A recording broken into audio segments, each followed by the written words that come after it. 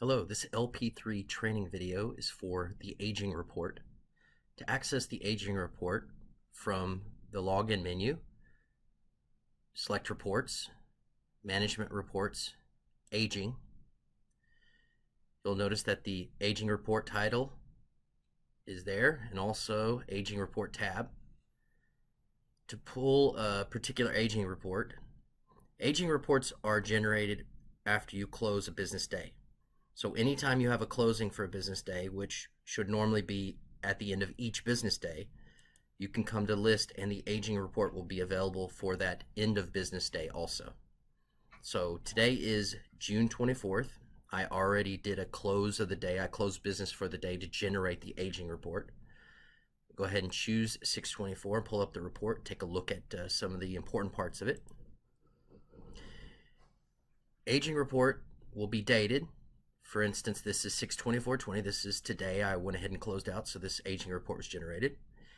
Aging report, we're going to go over contractual information. You have age, the number of customers, the outstanding balance and percentage of the total, past due amount. So right now, there's 1,024 accounts. There's 810 in current status, so not past due 1 day. 139, so 1 day to 31 days past due, 1 month. The total amount of the people, the total amount of the loans for that 139 people is 108,361.6. Now that isn't late. That's the total amount of their loans. What's late for the 139 in the 1 day to 31 days past due 1 monthers is $13,192.86. Right now it shows 0 customers in the 5 month because this particular demo site charges off at the end of 4 months.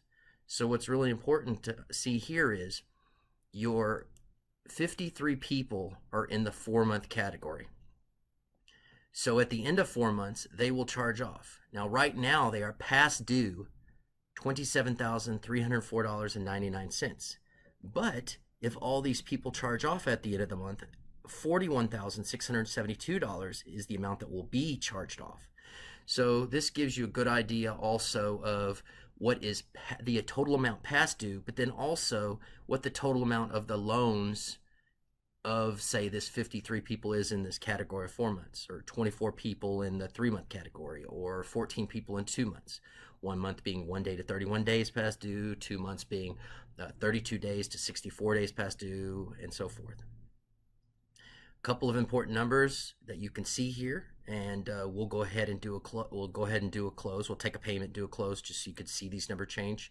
We have $1,040 accounts. We have a total outstanding balance of all the accounts of $822,591.37, of which there's past due amount of $49,288. So that encompasses the current people, which might have a few late fees in there, but then they're still current.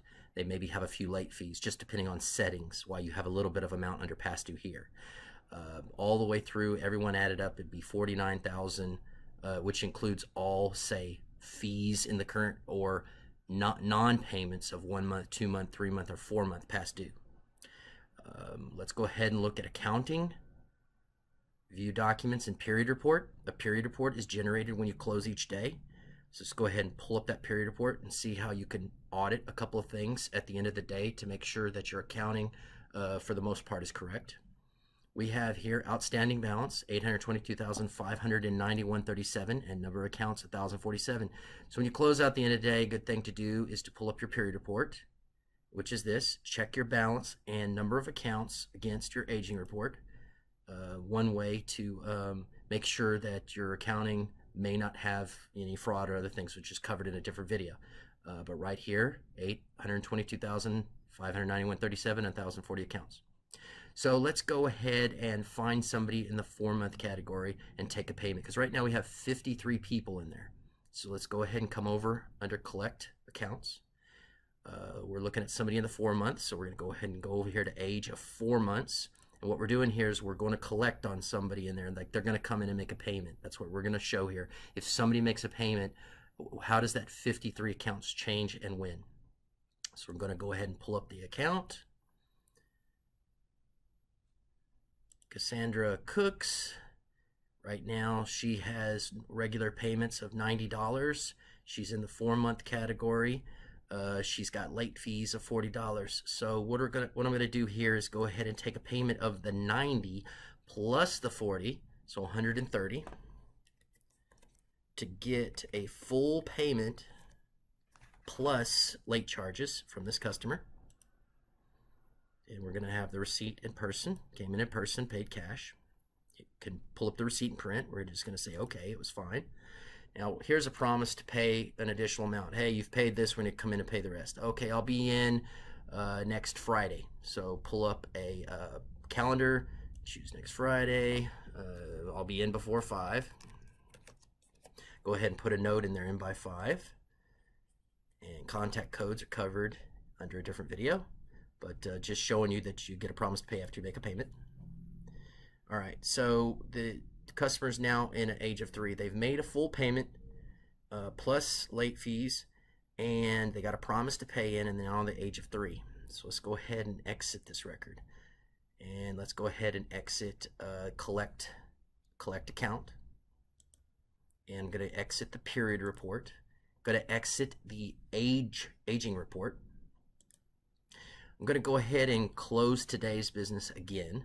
So I'm going to go under accounting, closing, make sure no other users are logged in, and close a day. I'm going to go ahead, and I closed once, so I'm closing again to show the aging report regenerated. Continue closing. This is covered in depth in a closing video. Ready to close the business day, closing out. At the end of the day closing, it generates several reports: period report, aging report. Take a few seconds to finish that. Predicted charge-off report, all the accounts that may charge off between now and the end of the month.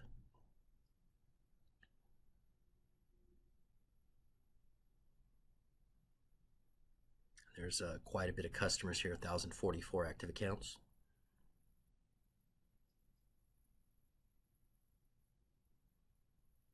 Exporting data for accounting package and home office.